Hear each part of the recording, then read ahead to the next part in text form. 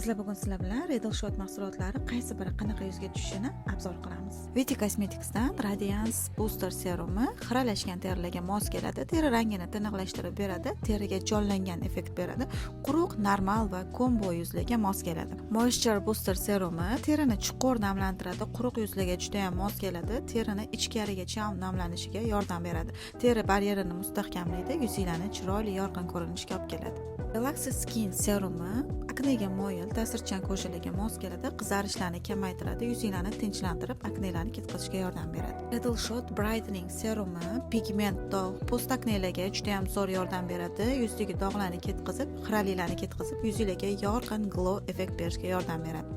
Minimizes Pores serumi poralarni maksimal darajada kichraytiradi, yog'lanishlarni norma qilib beradi, terini silliq bo'lishiga yordam beradi. Shot Firming serumi ajinlarni yoyishga yordam beradi, yuzga lifting effekt beradi, yuzda kollagen ishlab chiqarilishini yaxshilaydi. Plumping oq serumi bo'shashgan terilarni ichkaridan to'ldirishga yordam beradi, yuzga plump, ya'ni ishkan, svejiy effekt beradi.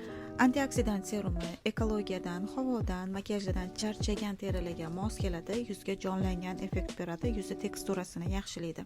Elasticity serumi kollagen ishlab chiqarilishini rag'batlantiradi, osilgan ajinli terini ko'tarishiga yordam beradi, yuzga lifting va taranglik beradi. Smooth Raw serumi g'adir-budur terilarga juda ham mos keladi, yog'li ugridan qolgan g'adir-budurliklarni ketkazib beradi, teringlarni silliqlashtirib beradi.